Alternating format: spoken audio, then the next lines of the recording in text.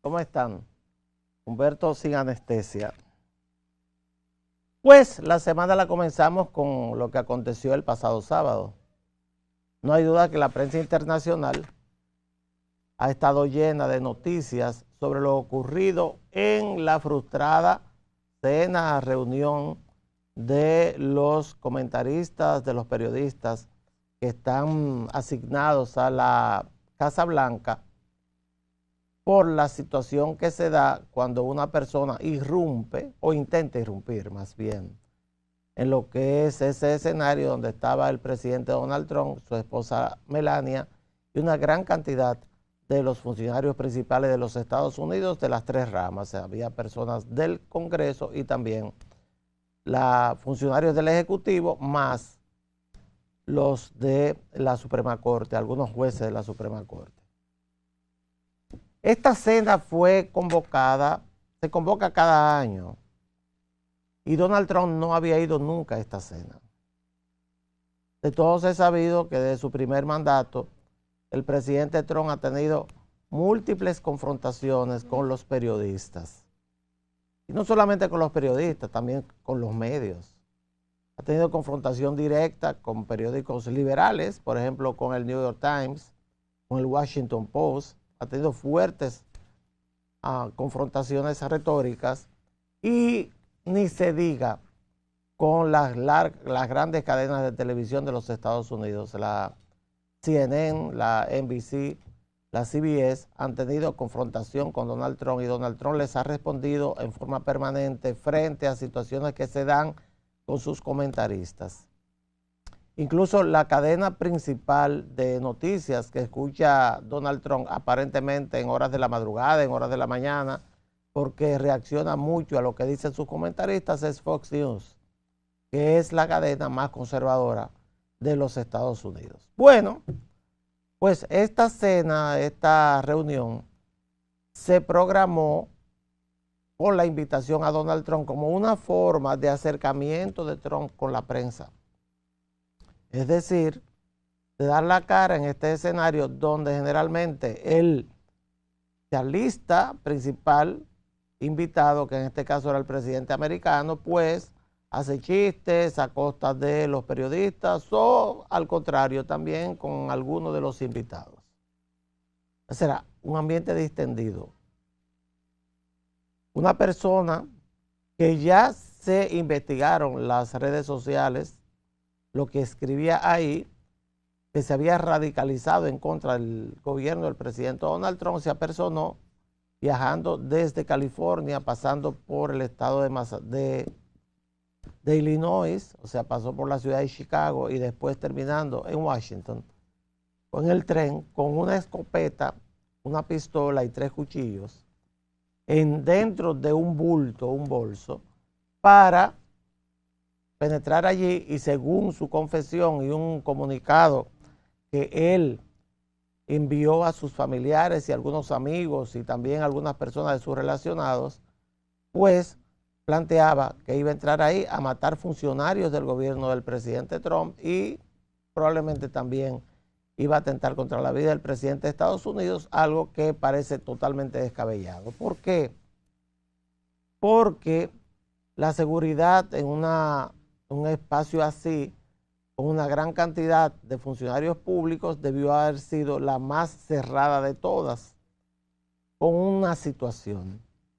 Y la situación es que en Estados Unidos, contrario a muchos otros países, pues los presidentes no tienen lo que parece ser esa gran seguridad a su derredor, y más un presidente como Donald Trump, el cual se acerca prácticamente a todo el mundo, y ustedes lo ven, que es enormemente activo, o sea, su exposición pública es permanente. Incluso ha tenido 2 atentados en los últimos tiempos, un atentado en una ciudad del estado no es cerca de Filadelfia, la ciudad.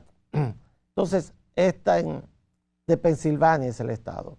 Pues, este atentado por poco lo mata.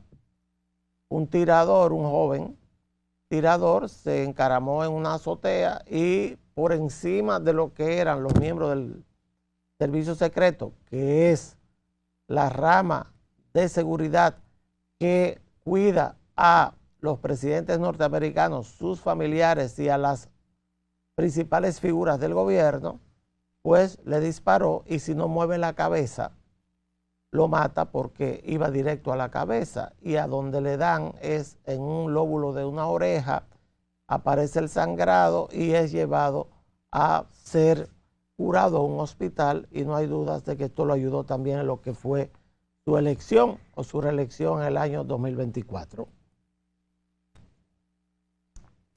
¿Qué ocurrió con Trump? Que prácticamente no escuchó estos disparos. ¿Qué ocurrió el pasado sábado?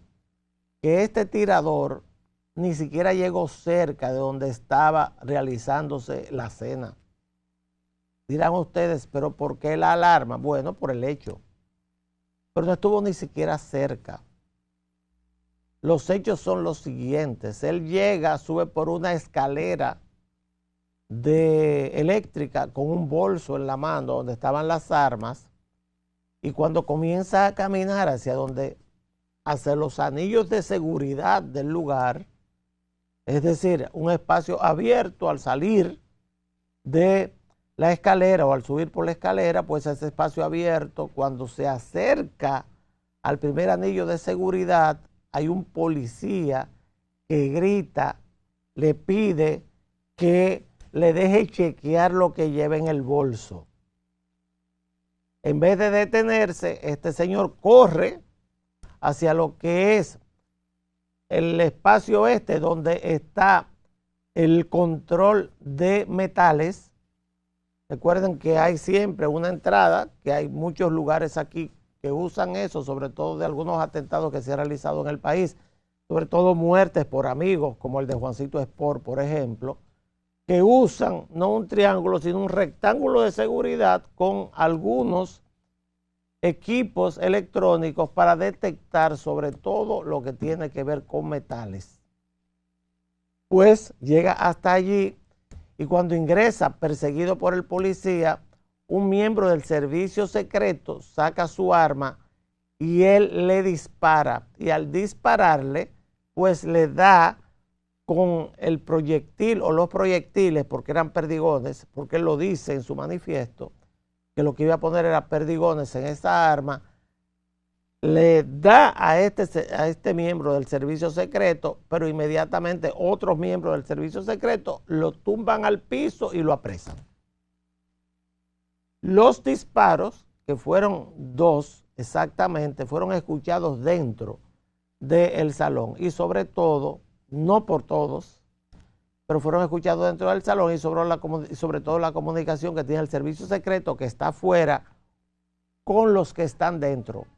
Y cuando se habla de disparos en la puerta, antes de llegar a la puerta, pues el servicio secreto procede inmediatamente a sacar a las personalidades que están dentro de este salón. Es decir, no fue exactamente un atentado contra la vida de Donald Trump. Podría ser que podríamos calificarlo como un intento de ingreso al salón para probablemente también quizás hacer algún tipo de matanza colectiva de estas que se usan tanto y aparecen tanto en las noticias que tienen que ver con los Estados Unidos. Esos son los hechos exactos.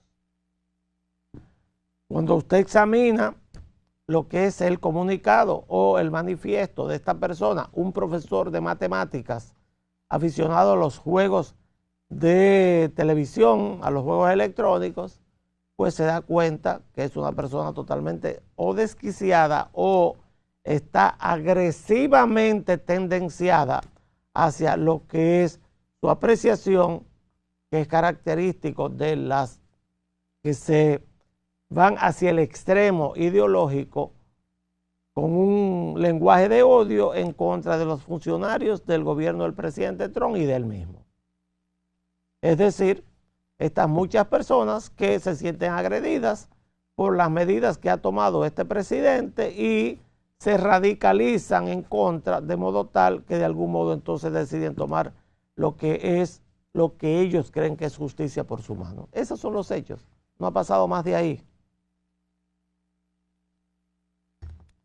¿Qué ocurrió el día de hoy? Bueno, ya a esta hora ya después que grabamos este programa, pues este señor fue llevado a una corte federal, fue presentado a un juez, fue enviado a la cárcel y los cargos hasta ahora que se saben son de intento de agresión a un funcionario federal, es decir, a un miembro del servicio secreto, y también uso de armas en contra de esta persona. Hasta ahora esos son los cargos.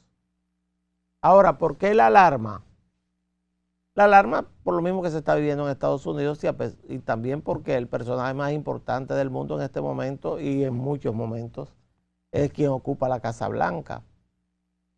Por una coincidencia del destino, este hotel, el Hilton Hotel de Washington, es el mismo hotel donde fue agredido a tiros y recibió 2 balazos el expresidente Ronald Reagan en los años 80. El mismo hotel, pero Reagan fue agredido en la acera cuando salía de una actividad en el Hilton Hotel.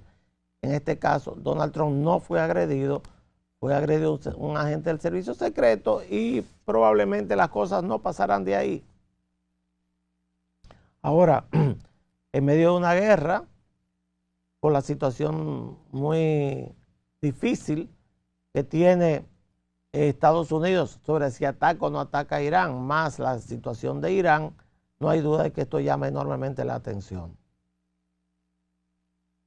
Después de un fin de semana muy movido en el cual Estados Unidos se negó a enviar a sus enviados hasta a Pakistán, después de la visita del canciller iraní a Pakistán y la salida de este canciller, bueno, Trump fue claro en decir que si ellos querían negociar, que lo llamaran por teléfono. A ese nivel están unas conversaciones que están totalmente paralizadas, y hoy en el día el canciller de iraní visitó a Vladimir Putin en Rusia, probablemente buscando ayuda de algún modo y sobre todo, más que probablemente, buscando un acercamiento, alguien que sirva de canal para buscar la salida que debe tener esto para Irán, que está sufriendo en este momento una gran crisis económica, que es lo que se sabe internamente, sobre todo porque sus exportaciones de petróleo que le producen, según el presidente americano, 500 millones de dólares diarios, no se están efectuando. Ya van 38 barcos iraníes que han sido impedidos de salir por el estrecho de Hormuz. Otros han sido impedidos de ingresar por el estrecho de Hormuz por parte de la flota norteamericana, que tiene 3 portaaviones en el área, más los barcos de guerra que los acompañan. Cuando un portaaviones se mueve, no es solo que se mueve con una flota que en este caso, según los analistas militares, pues frente al estrecho de Hormuz o en el área, Estados Unidos tiene la mayor cantidad de efectivos militares y poder desde el punto de vista de naval, sin tener en cuenta que además de los portaaviones también se mantienen rondando la zona varios submarinos de la Marina de Estados Unidos. De eso hablamos. ¿Qué creemos que va a pasar?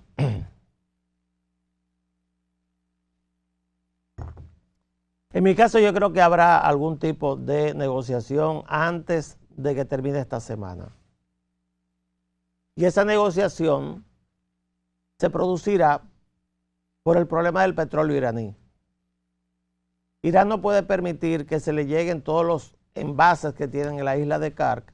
Ya incluso han mandado 2 barcos contenedores, no contenedores, sino barcos cisterna de petróleo vacíos que estaban fuera de servicio para comenzar a llenarlos con el petróleo que están produciendo en sus pozos abiertos en el desierto iraní.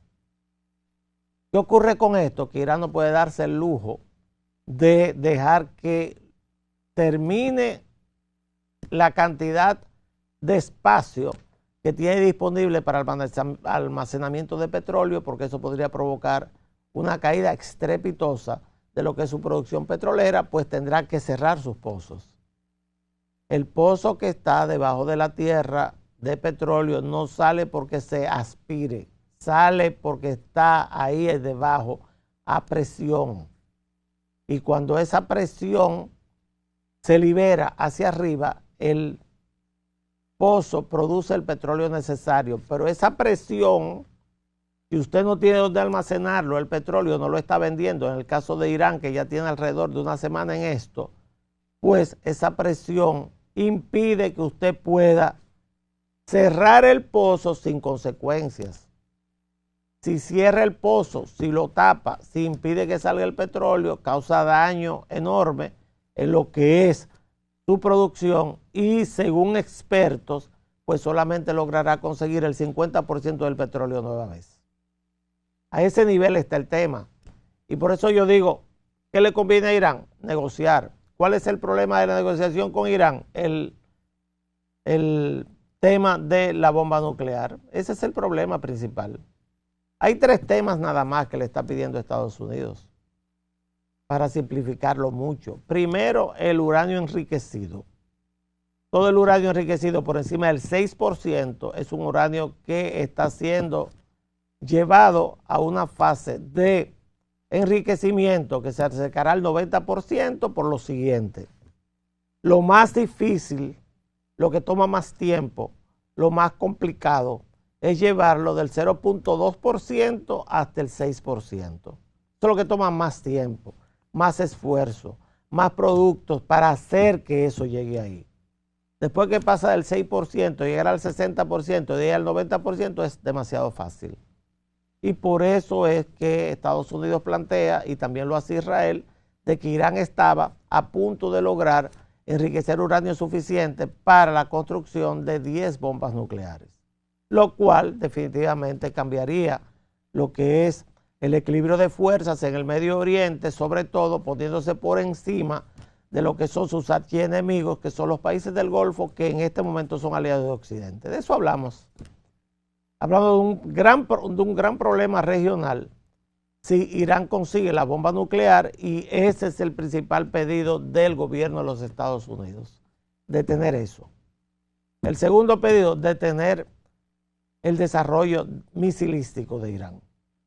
Irán ha invertido enorme cantidad de dinero en tener misiles, en construir lo que es una gran cantidad de armas para poder amenazar no tanto a Israel, sino también a sus países, a los otros países árabes, aunque Irán no es árabe, porque es parte de su política exterior tener este tipo de presión para obtener beneficios. ¿Qué ocurre con esto? Que Estados Unidos dice, tienes que parar esto porque están tratando ahora de conseguir misiles hay misiles que viajan a una velocidad relativamente normal, hay misiles supersónicos y hay misiles hipersónicos. Entonces están desarrollando tecnología de misiles hipersónicos para intentar también tener en este gran programa de misiles, pues tener este tema también para amenazar a sus vecinos y sobre todo a Israel. Y el tercer lugar es que detenga ya lo que es la ayuda militar y el financiamiento a sus proxies, sobre todo a Hezbollah, que está siendo atacada directamente por Israel en el día de hoy, y algunos otros que quedan, como las milicias chiitas que están en Irak, y también algunas milicias que quedan en Siria y sobre todo los hutíes. Eso es lo que le piden a Irán, que si ceden uno solo de estos, tendría una confesión directa de que perdió la guerra, y creo que eso es lo que no quiere. Ahora, ¿quién manda en Irán? Nadie sabe. Muy probablemente Abdibi, que es el jefe de la Guardia Revolucionaria, es quien manda y quien está permanentemente escondido. Pero pareciera que durante el fin de semana, sobre todo después de lo que ocurrió en Washington, la mira se ha volcado a Washington. Eso durará quizás 24 horas más para volver a poner la mira en lo que es el tema Irán-Estados Unidos sobre todo. ¿Qué ocurre? Hoy el petróleo de Texas, el nuestro, anda alrededor de $98 el barril, ha subido casi un 2%, y el petróleo del Mar del Norte está alrededor de 102 a 103 dólares, es decir que el petróleo sigue subiendo y la bolsa de Nueva York debe estar bajando. Si el petróleo sube, la bolsa baja, ahí está. Todo está bajando, pero no mucho. La verdad, el Nasdaq está bajando un 0.19, el Standard & Poor's 500 un 0.05, prácticamente la bolsa pareciera que está en expectativa. Estas son las noticias de la guerra. Vamos a ver ahora la otra guerra, que es la nuestra. Hay una declaración del presidente Danilo Medina en el día de ayer, que son sumamente interesantes. Vamos a escucharla. De creerse que en el PLD sufrimos del síndrome de Estocolmo, que nos enamoramos de nuestro verdugo. Aquí hemos dicho claramente muchas veces que todo el que quiera apoyar al Partido de la Liberación Dominicana de cara a las elecciones del 28, las puertas están abiertas para que lo haga. Pero que nadie espere que el PLD le va a endosar su fuerza a ningún partido por el momento. A ningún partido. Que cada quien se rasque con sus propias uñas. Yo le digo, como dijo una vez el mariscal Tito de Yugoslavia, en medio de la Guerra Fría, cuando la lucha entre los soviéticos y los chinos, que lo acusaban de ser, es que contigo no se puede hablar porque tú eres pro-chino. Y yo decía, yo no soy pro-chino, decía Tito. Tú no puedes hablar porque tú eres pro-soviético, yo no soy pro-soviético. Y entonces, ¿qué tú eres? Yo estoy sentado en mi propia silla. El PLD está sentado en su propia silla para luchar por la toma del poder otra vez. Porque el PLD es el partido que tiene un compromiso social con este pueblo dominicano. Nosotros estamos comprometidos con el desarrollo de la fuerza productiva de este país para cambiar las condiciones materiales de existencia. Bueno, dice Danilo ahí, que creo que desde el punto de vista político es una declaración importante, porque se está hablando mucho de una de dos situaciones. Una, que el PLD pactará con el gobierno. Eso se ha dicho en múltiples ocasiones, pero sobre todo en los últimos días se ha hablado mucho, sobre todo después de que aparentemente es Danilo que ha puesto a aspirar a la candidatura presidencial del PLD a Gonzalo Castillo, que todos sabemos, por lo menos yo lo sé, de ciencia cierta y desde adentro, que es un aliado del gobierno. Gonzalo Castillo es un dependiente del gobierno del PRM y del presidente Abinader. Eso, el que no lo sepa o el que no lo sabe tiene su derecho de decir que no. Pero Gonzalo Castillo es un proyecto directo que viene de una alianza que existe en la Cámara de Diputados entre Gustavo Sánchez y el presidente de la Cámara de Diputados, el señor Pacheco. Esa es la realidad. Y eso es lo que ha montado eso para vender la idea de que pueden irse a hacer una alianza con el partido de gobierno. Por el otro lado, entonces, está el tema con la Fuerza del Pueblo y Leonel, que por debajo dicen que vamos a unirnos, que estamos haciendo reuniones, ese tipo de situación. ¿Qué dice Danilo? Danilo usa el ejemplo de el síndrome de Estocolmo. ¿Qué es el síndrome de Estocolmo? El síndrome de Estocolmo no es más que una transferencia afectiva que se da entre un secuestrador y un secuestrado, más bien entre un secuestrado y un secuestrador. En este caso de el secuestrado, este secuestrado, según la figura que usa Danilo Medina, es el Partido de la Liberación Dominicana, que según él ha sido golpeado, ha sido maltratado, etc. Ahora, ¿por quién? ¿Quién es el secuestrador? Por un lado se puede pensar que es el gobierno, porque metió preso, llegando al gobierno, a familiares de Danilo, a dirigentes del PLD, y todavía esos juicios andan por el Palacio de Justicia. Pero por el otro se puede pensar que es Leonel y la Fuerza del Pueblo, porque se han dedicado entonces, y eso ha sido una discusión permanente durante los últimos 5 o 6 años, a juramentar a los disidentes de la fuerza del PLD e ingresándolos a lo que es su nómina de militantes. Como no se sabe cuál es el secuestrador, aunque el secuestrador, claro, por supuesto, lo sabemos en el discurso, en la figura que usa el presidente Medina, pues Es muy difícil usted determinar cuál de los dos es. ¿Es el gobierno? Todos sabemos que hay lazos del gobierno montados sobre el PLD.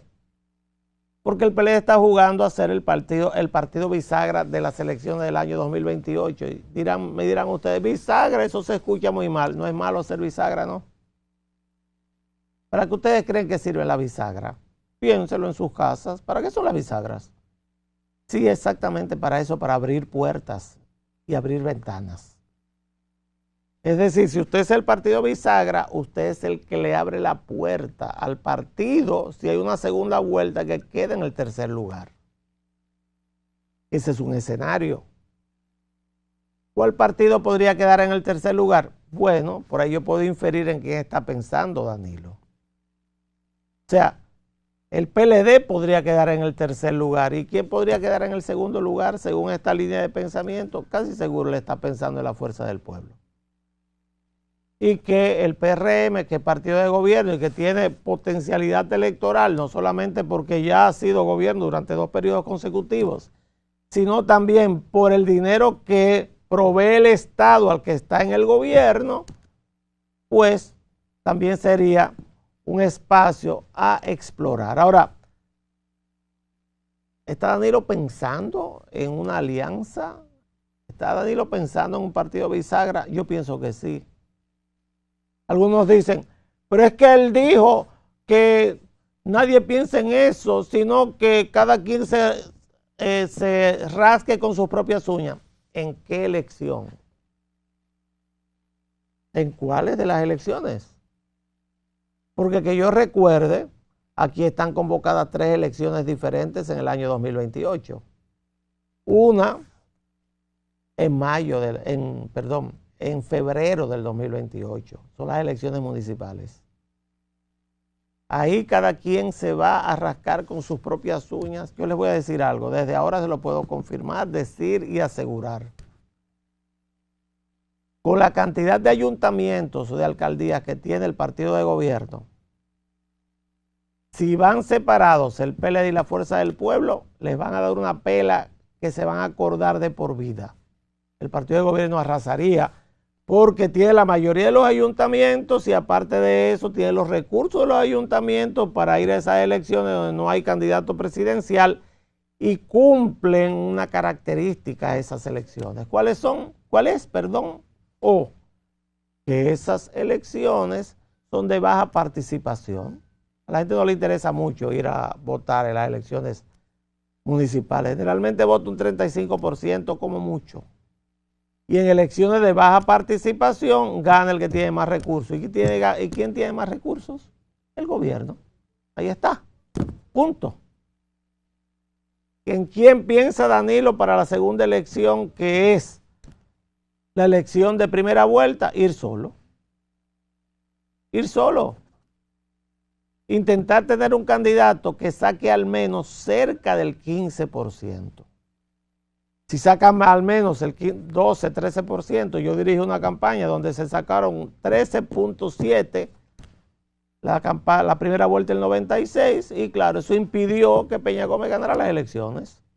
Pues 45, 38, 13.7. No ganó las elecciones. En segunda vuelta ganó el que estaba en segundo lugar. Entonces Danilo plantea, no con tus propias uñas, pero si a ti te descartan, no te queda más remedio que pactar. No tiene salida. Y por eso él agrega, por ahora, un adverbio de tiempo. Cuando él dice, vamos solos, no estamos pensando tener una alianza con nadie, etc. Dice, por ahora. Que creo que se le zafó. Que creo que él no tenía la intención de decirlo. Se le zafó el por ahora. Porque nadie puede librarse de esa posibilidad de una segunda vuelta electoral en la República Dominicana. La circunstancia que está ahora es muy difícil, pero puede ser. Si la guerra sigue, va a haber un aumento de precios, seguro. Las tensiones sociales también, habrá una disminución de la actividad económica y ese es el terreno más fértil para que un partido de gobierno pierda las elecciones. Y entonces por eso, por ahora, el PLD no irá aliado, pero es por ahora. Nadie sabe lo que puede pasar de aquí a dentro de un poquito más de 2 años. Y menos si pensamos en las elecciones municipales. Muy interesante lo que dijo el presidente Medina. Creo que es necesario guardar esa declaración, porque por ahora no piensan ir aliados, por ahora cada uno se va a rascar con sus propias uñas y por ahora estamos sufriendo el síndrome de Estocolmo, porque al final eso pasa y pasa de acuerdo a la conveniencia política, porque en política se hace lo que conviene, no se hace exactamente lo que usted piensa debe ser lo mejor. Y hoy hubo otro tema en el Palacio de Justicia de Ciudad Nueva con los hermanos Espaillat. Yo tengo un video, pero no tiene nada que ver con el juicio, sino con la actitud de los dominicanos, que creo el gobierno debe, pero urgente, buscarse profesionales de la salud mental, y si aquí no hay, importarlos, porque el nivel de violencia que tenemos a flor de piel es increíble. Póngamelo ahí, por favor. Yo no permito. Usted está loco. Esto lo que se está viendo aquí es una presión social para mantenerlo ahí. Eso no es voluntario, porque ella estaba allá adentro, no puede ser voluntario. Eso es lo que es.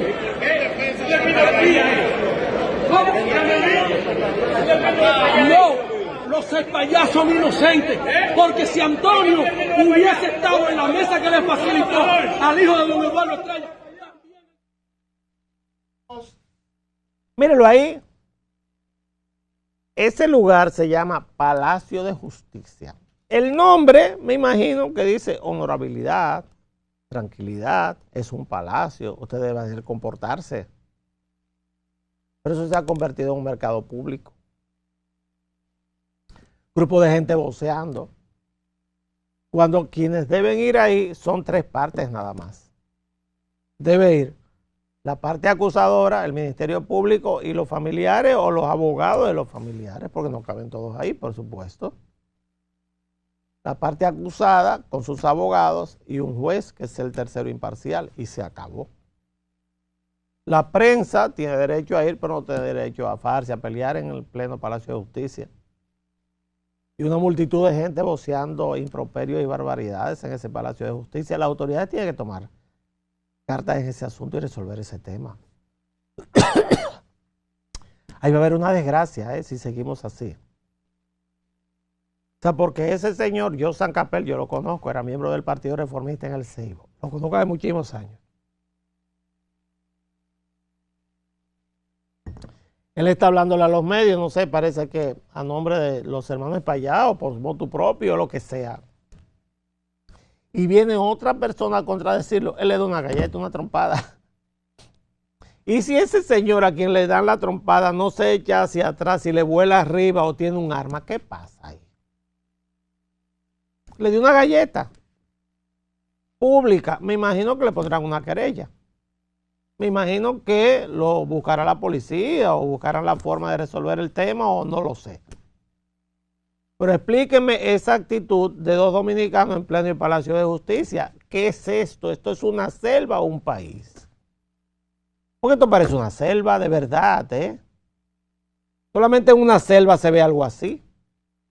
Este es un país que ha desarrollado institucionalmente espacios en los cuales usted puede reclamar su derecho, o es una selva donde todos nos vamos a defender con las armas en la mano o a trompadas limpias. Alguien tiene que definir eso. Lo que está ocurriendo en ese Palacio de Justicia últimamente es vergonzoso. Este se supone que es el poder judicial, un poder del Estado. Es como si usted se fuera, eso que usted vio ahí, se fuera al Palacio Nacional a entrarle a trompadas a alguien en un pasillo, o irse al Palacio del Congreso a entrarle a trompadas a otro en otro pasillo, a un diputado, a un senador, es lo mismo. Pues son 3 poderes del Estado. Eso no puede ser, de verdad. O sea, ese nivel de agresión necesita salud mental. Aquí todo el mundo anda con la piel muy sensible, no hay quien le hable, y entre motoconchistas, choferes de unos vehículos coreanos que andan por ahí, que todo el mundo les tiene miedo a los Sonata. Todo el mundo le tiene miedo aquí. El que anda en la calle y ve un Sonata se quita del medio. Más los choferes de camiones, más los choferes de las voladoras, más todos los que permanentemente presentan sus pleitos en barrios de clase media, clase, donde quiera, están transmitiendo una cultura de violencia que nosotros tenemos que detenerlo y determinar qué es lo que pasa. No, eso no es normal. ¿Cómo a alguien se le ocurre estar hablando y porque viene otra persona y lo interrumpe o lo contradice, entrarle a trompadas? No nos avergonzamos de eso, de verdad. A mí me da vergüenza y pena. Pena de lo bajo que estamos llegando los dominicanos en cuanto a la interacción social con nuestros semejantes. Señores, un poco de calma. Yo sé que los psicólogos son caros, pero váyanse al servicio público también, que hay psicólogos ahí. No sé qué tipo de servicios dan, pero lo pueden ayudar. Si usted tiene esos ataques de violencia en contra de sus semejantes. Nos vemos mañana.